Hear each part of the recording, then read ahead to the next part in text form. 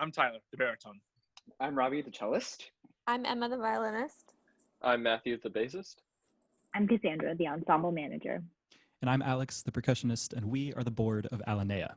Thanks for tuning in to this week's episode of Everything But the Kitchen Sink. We're excited to share some great contemporary music content with you today. If you'd like to hear more, you can find all the episodes of our summer series on our YouTube channel and our website, alineaensemble.org. Also, be sure to check out our social media profiles for more information and previews of upcoming episodes. And of course, feel free to reach out if you have any questions or comments. Stay tuned for more episodes of Everything But the Kitchen Sink, released every Friday at 1 p.m. Eastern Time. And as always, we hope you're all safe and well. Please enjoy.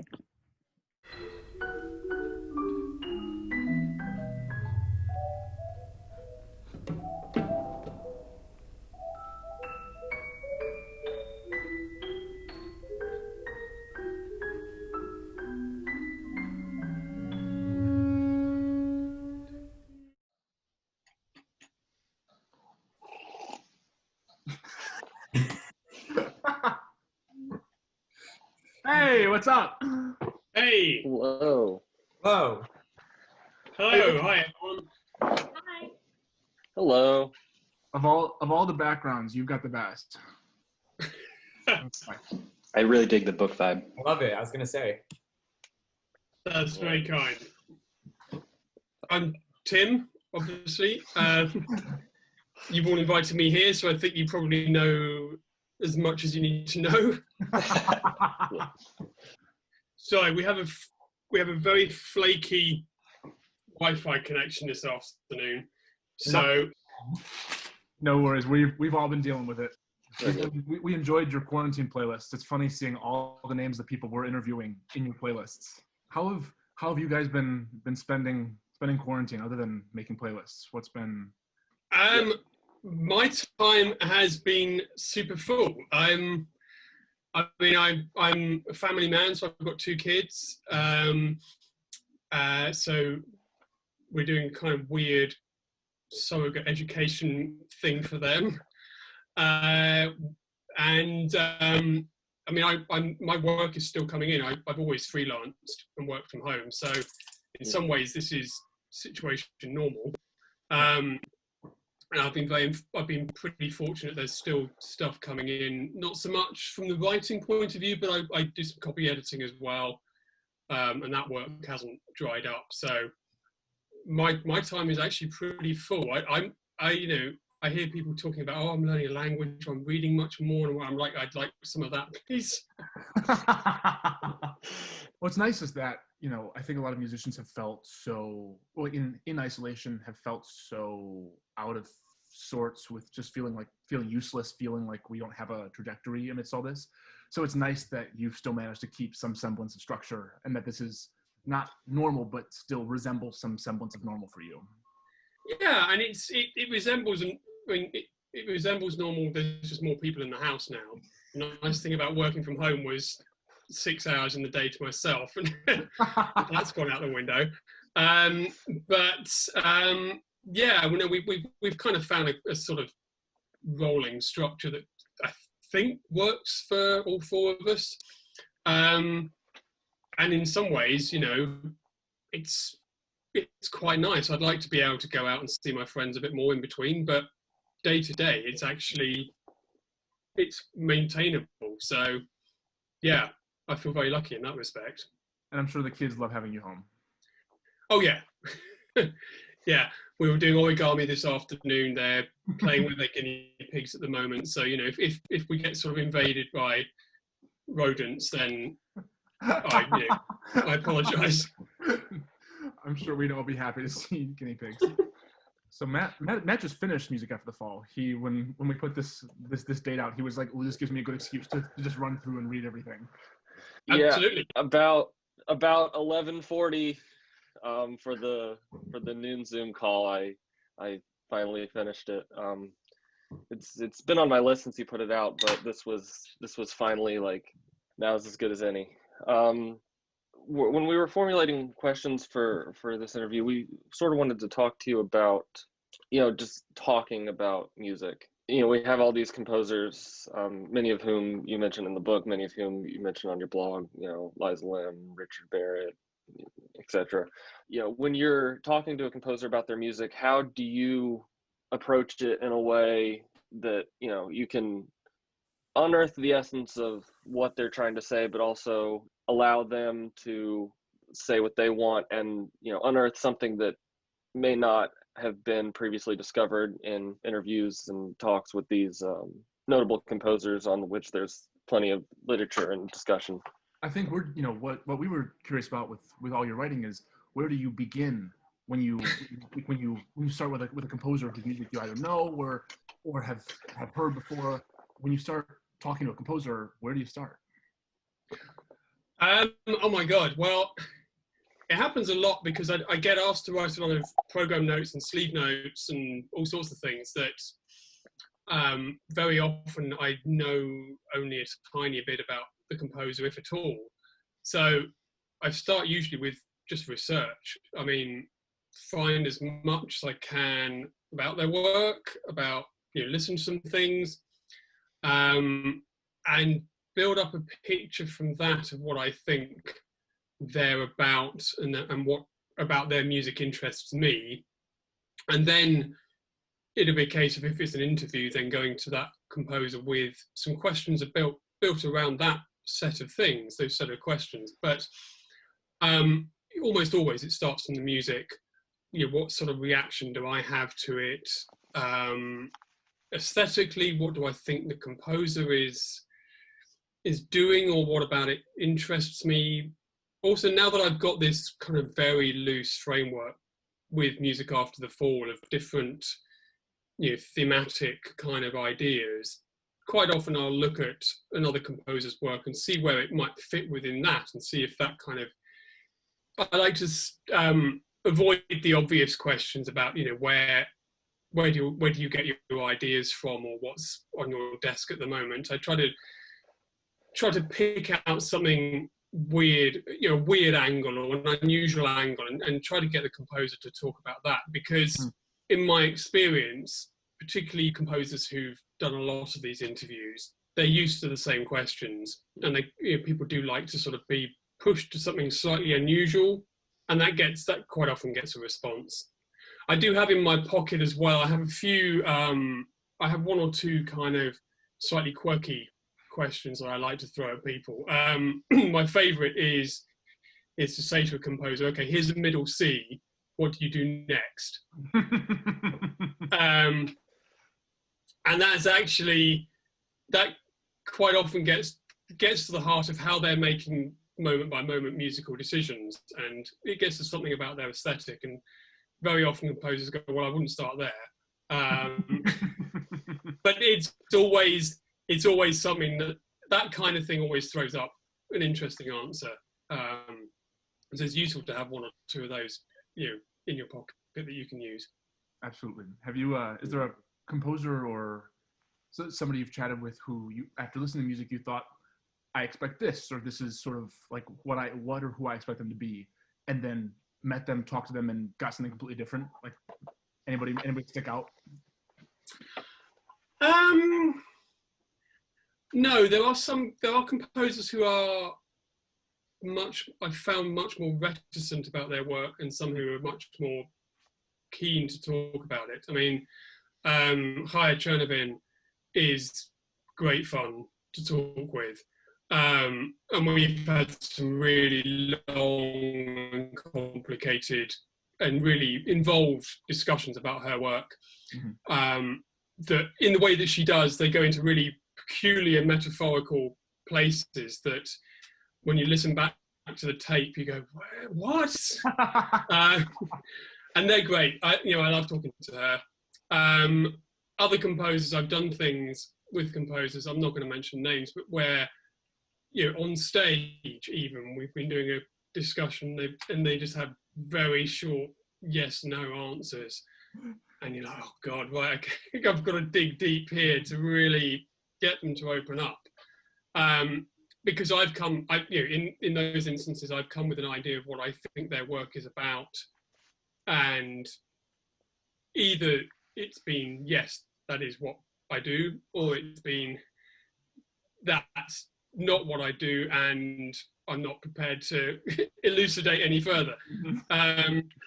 So that's the challenge. That's particularly in sort of a live environment. That's a real challenge. Yeah, most of the interviews that I do are in this kind of format. They're over Skype or maybe face to face in a cafe or something. And then I usually find if we do an hour's interview, there'll be about 20 minutes in the middle that'll be really good.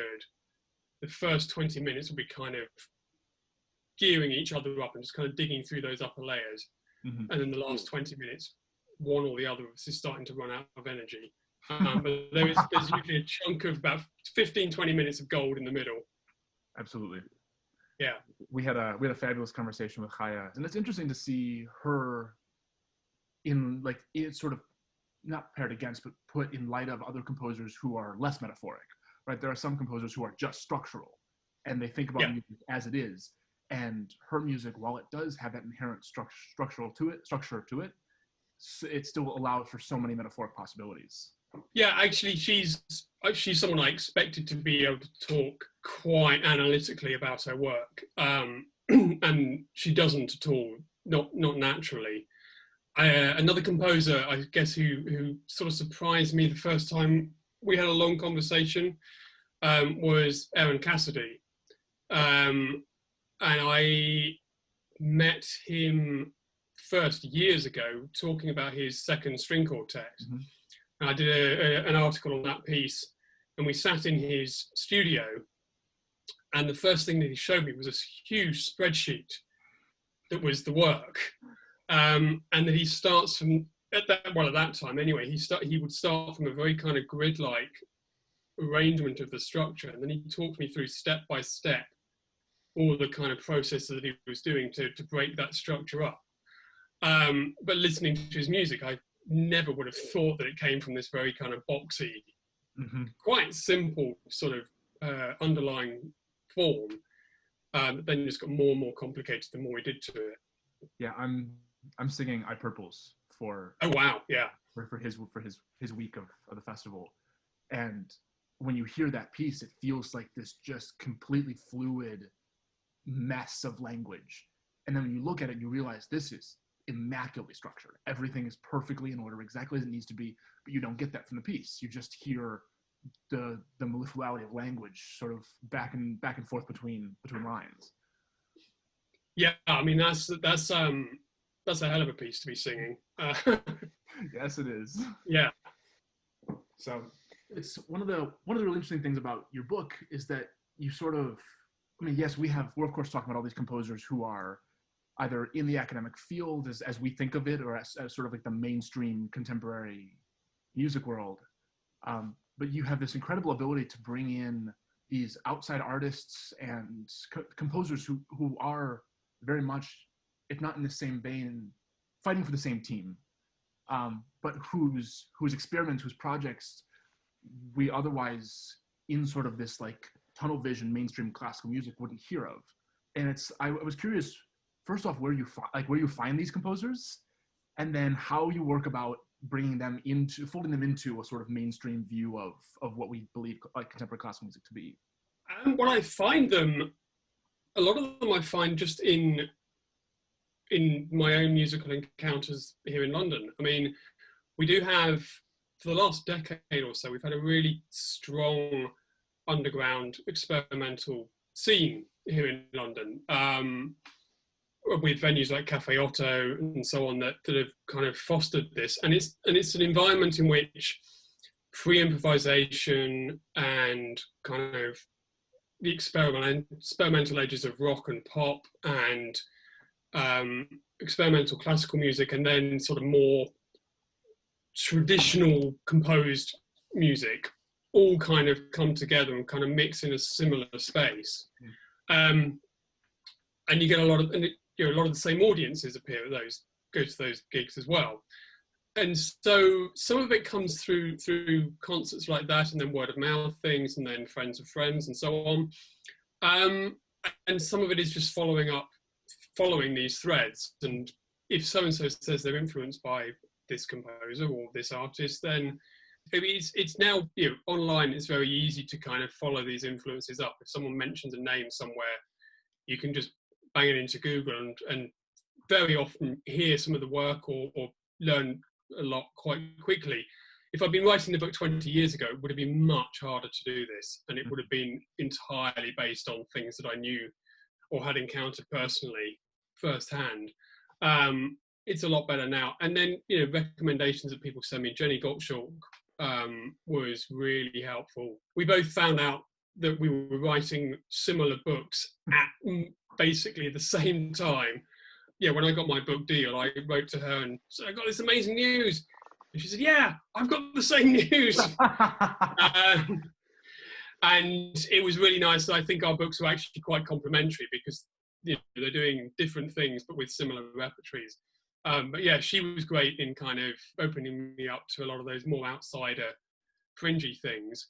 And then on the question of how I fold it all in, I don't see them as being that different, actually. I think that's the thing. I think there's always a temptation to say, well, concert music is one thing and we should think about it in this way. And then these kind of more fringy, stranger things are different. And I think it's a continuum between them. I mean, and that's quite clear in the artists themselves. I mean, you might have someone like Lackerman, who's a very kind of concert hall-y sort of artist, but there are clearly things.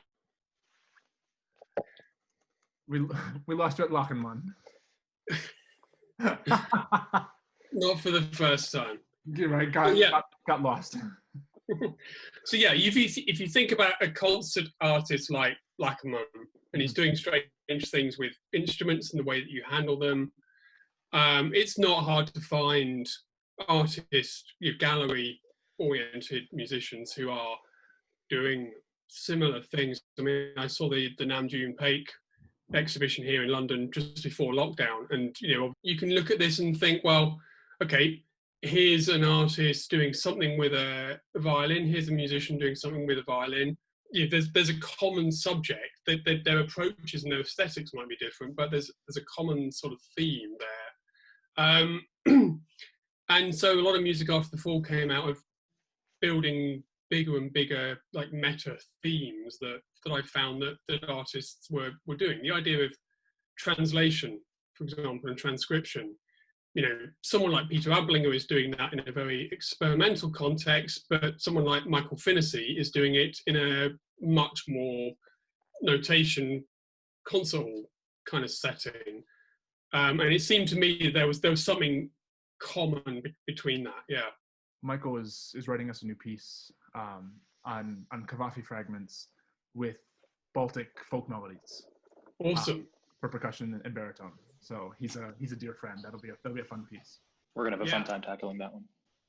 Yeah, he and that was when I first read the book. That was one of the pairings that I thought to myself, like, I would never have placed those two in the same boat off the top of my head. But you're right. The longer you think about it, the more you think at the core of what they're trying to do or what they are doing, it's really a very similar approach. But the music couldn't be more different. Yeah, and I that was something to do with just the way that I think about music anyway, and I think maybe that's unusual for me, but it worked out. I kept sort of pushing it through the book, and it became more and more revealing that I was able to put together composers who you wouldn't think of next to each other at all, and it just became really interesting doing that. That was born out of knowledge of just personal relationships that composers have with each other. I mean, Michael Finnessy is very good friends with Lawrence Crane, a composer who aesthetically is at the absolute opposite end of the spectrum. But the fact that Michael plays Lawrence's music and so on, I thought this kind of thing is really intriguing. And the conventional sort of history book would put them in totally different slots based on their technique and their aesthetic. But I thought, well, they obviously get on. There's obviously some idea about music and material and sound and so on they share. So what is this? The other great pairing I think of is Aaron Cassidy and Michael Pissarro, who again are really good friends, but musically miles apart. Yes. But actually, when you start to think about it, you look from it from a different angle, very similar in their ideas about kind of that strict structural kind of framework and their ideas of the materiality of sound and so on. There's a lot in common as well. Having learned how so many of these composers approach their process and think about music, has it changed how you hear their music after the fact? And do you think it's important for us as listeners to know that, right? Is it critical for us to be able to hear their processes, if not explicitly, to know how they approach it as we listen a second or a third time? I think the more that you know about a piece of artwork, a work of art, the more you can bring to your own experience of it, of course. But it's not necessary to know everything about how something is put together. In some ways, I find it can be quite challenging, actually. I've had this conversation with people about Lisa Lim's music, for example, which, I love, and her music is really important to me. But Lisa's music comes with such a kind of complicated framework and a kind of conceptual background of ideas that she gets from everything that she's reading. I think she's quite a voracious reader of all sorts of abstruse theoretical texts, and all of this feeds in. And in some ways, now that I know all that and I understand it all, it brings me much closer to her music. But it took a long time for me to understand how those things related. And people have asked me, do you need to know all this stuff? How does it come out in the music? And I think sometimes it's better just to start with the music itself and the impression that it gives to you, and then maybe bit by bit try to connect it to all the rest of it. Her music is so sonically interesting that there's something to get from it. There are layers and layers and layers that you can dig into, and the wonderful thing about her music is that it supports all of that. Mm-hmm. The deeper you go in, it still keeps giving. But I don't think it's not necessary to know everything, I think. Michael's music as well is another example of this, that you don't need to know exactly what the sources are in order to hear what is happening to them. Yeah, you can hear there's a tune, there's some kind of ornamentation thing, there's a transformation, there's a combination of things that don't quite belong together, juxtapositions of all kinds. And so that much, I think, is clear enough from his music. And then you can get into where it's all come from and everything else. Yeah. Absolutely. So obviously you don't have as much time on your hands as a lot of us who are in quarantine do. But with those of us who are stuck inside for a time, what should we be listening to? Is there anything you say, well, for right now, for the time that we're in, what's the soundtrack? The first piece that I really thought this resonated, pun only accidental, was Alvin Lucia's "Nothing Is Real,"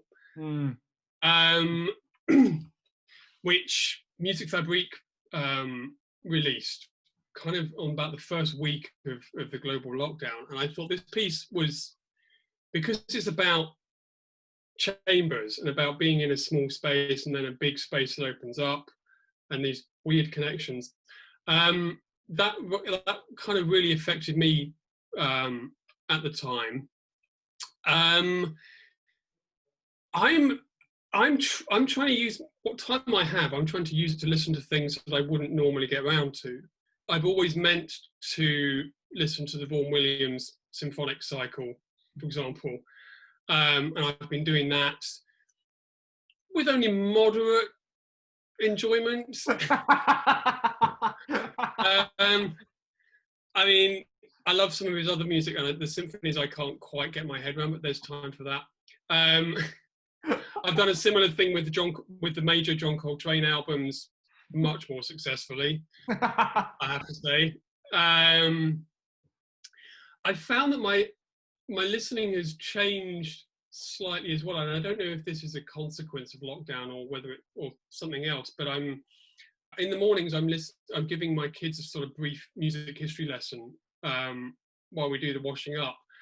I'm introducing them to Beethoven and Mozart and Benjamin Britten and all these good things, and I'm hearing those things with quite fresh ears and go, oh, okay, right, that's why he does this here, and that's why, which is quite fun. And I'm also just listening. I'm listening to the environment much more as well. I mean, in London, it's picking up a bit, but the ambient noise level of cars and everything dropped right down for 2 or 3 weeks, and that was really nice. Actually, you could hear the birds and people and so on much more clearly. And I really enjoyed that. I mean, because I have a health condition that means I'm particularly vulnerable. So I've been in my home. I've been at home for 9 weeks now. So just being able to hear things that are further away and that are at a bit of a distance is actually a real pleasure. The final thing I'll say is I'm drawn to music that has some sense of landscape to it as well. That has a kind of depth of field.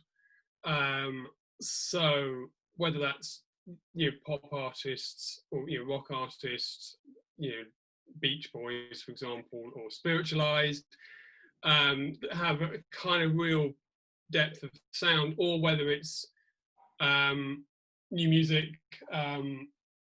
I've been listening to a CD by James Weeks. That's pretty good. Yeah, all kinds of things. I'm finding those kind of sonic landscapes quite nice because I'm not seeing any real ones. So they're a good surrogate. Yeah. Absolutely. Well, Tim, thank you so much for taking the time to chat with us and giving us some. Hey, thank you. You're awesome. Thank you. Technology, but we made it work. I hope so. I hope you got something useful out of all that anyway. We absolutely did. Well, thank you very much. Thank you so much. We'll talk to you soon. All right, take care, everyone. Cheers. Yep. Bye. For me, it was a very, I was writing progressive rock when I was, from the age of 14 to the age 17, 19.